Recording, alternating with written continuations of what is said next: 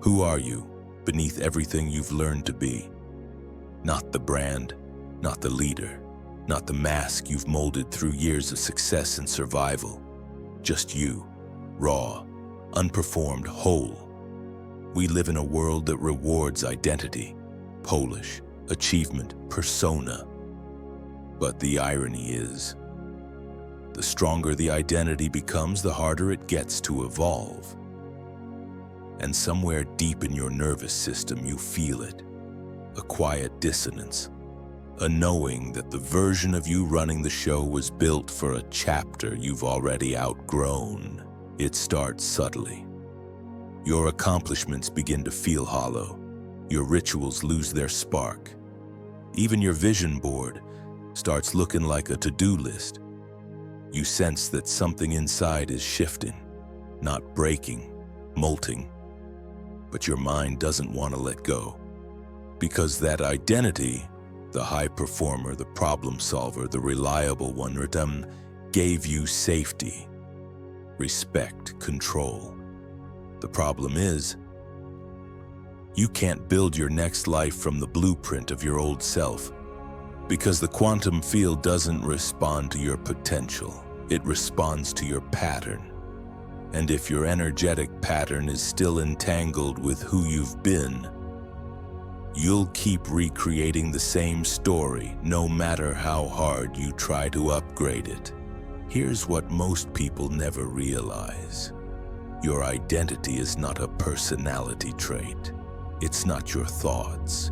It's not your goals. It's your frequency. A lived signal formed by the emotions you rehearse, the choices you repeat, and the beliefs you carry in your body when no one is watching.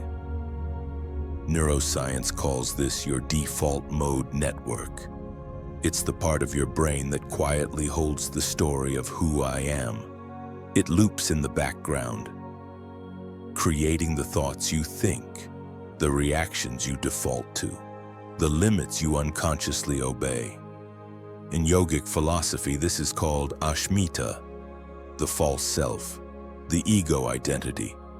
It is not evil, it's just outdated, like software that hasn't been updated in years. And if you want to shift your reality, you don't need to try harder. You need to become a new signal. So how do you let go of who you think you are?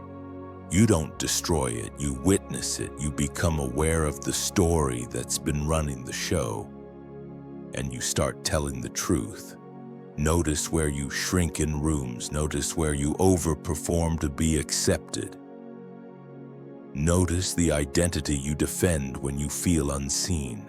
Then ask yourself, does this version of me trust life, or is it still negotiating for permission to be safe? The quantum field doesn't speak language, it speaks vibration. You can script affirmations, visualize wealth, and journal your goals every morning. But if your body is still bracing for rejection, if your nervous system is still wired for achievement as survival, your broadcast won't match your desires. The field doesn't mirror what you want, it mirrors what you are. Think of someone you've met who just radiates ease.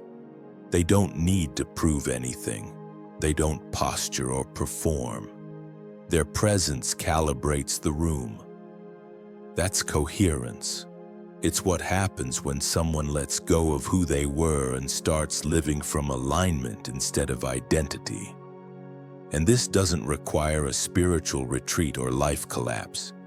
It begins in small, daily pivots. Speaking a truth you'd normally suppress.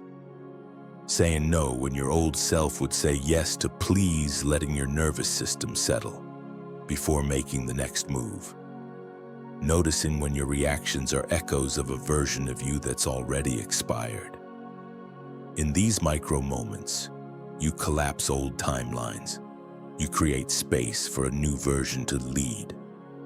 And when that happens, the field responds almost instantly, not because you've earned it, but because you've tuned into it. So, who are you beneath the identity? Who is breathing when the mask drops? Who is still present when nothing needs to be proved?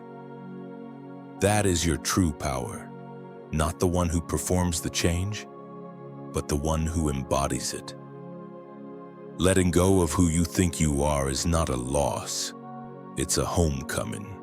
It's the beginning of remembering that you've always been whole. The version of you who lives your next reality already exists. Not far away, just on a different frequency, so stop trying to become. Start allowing, because when you release the old self, you don't fall apart. You fall into truth. And the field finally has something real to mirror back. You don't need to force the shift. You only need to stop holding on to the one who was never meant to lead your next life. Let go, and reality will follow.